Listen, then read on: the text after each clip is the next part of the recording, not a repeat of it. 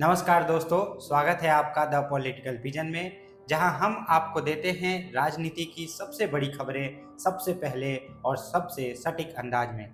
आज का सवाल पूरे देश के सियासी गलियारों में गूंज रहा है, कौन बनेगा भारत का अगला उपराष्ट्रपति। हाल ही में देश के वर्तमान उपराष्ट्रपति जगदीप धनखड़ ने अपने पद से इस्तीफा दे दिया है और इसके साथ ही देश की राजनीति में एक नया सस्पेंस शुरू हो चुका है।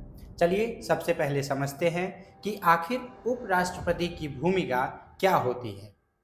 भारत का उपराष्ट्रपति राज्यसभा का सभापति होता है, यानी जब राज्यसभा की कार्यवाही चलती है तो उसे सुव्यवस्थित तरीके से चलाना उपराष्ट्रपति की जिम्मेदारी होती है। साथ ही अगर कभी राष्ट्रपति अस्थायी रूप से अनुपस्थित हों तो उपराष्ट्रपति कार्यकारी राष्ट्रपति की भूमिका भी निभाते हैं।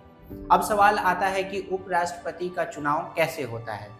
उपराष्ट्रपति का चुनाव इलेक्टोरल कॉलेज द्वारा किया जाता है, जिसमें संसद के दोनों सदनों लोकसभा और राज्यसभा के निर्वाचित व मनोनीत सदस्य वोट करते हैं। चुनाव में प्रोपोर्शनल रिप्रेजेंटेशन सिस्टम और सिंगल ट्रांसफरेबल वोट की प्रक्रिया अपनाई जाती है।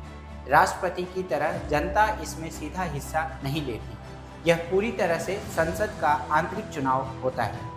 तो अब आता है सबसे बड़ा सवाल, इस बार की रेस में सबसे आगे कौन।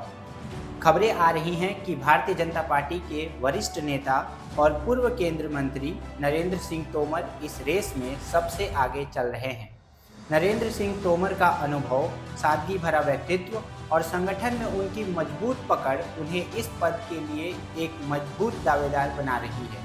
सूत्रों की माने तो पार्टी के अंदर भी उनकी उम्मीदवारी को लेकर सहमति बन रही है और कई बड़े नेता उनके नाम का समर्थन कर रहे हैं। राजनीतिक विश्लेषकों का मानना है कि चूंकि एनडीए के पास संसद में संख्या बल है, ऐसे में अगर नरेंद्र सिंह तोमर का नाम आधिकारिक तौर पर सामने आता है तो उनका चुना जाना लगभग तय माना जा सकता है।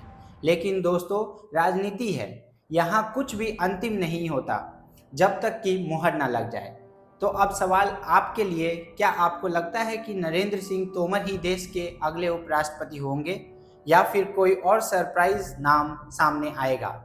अपनी राय नीचे कमेंट में ज़रूर लिखिए। और हाँ, अगर आपको ये वीडियो अच्छी लगी हो तो लाइक करें, शेयर करें और इस चैनल को सब्सक्राइब जरूर करें। फिर मिलेंगे एक और सियासी अपडेट के साथ, तब तक के लिए जय हिंद।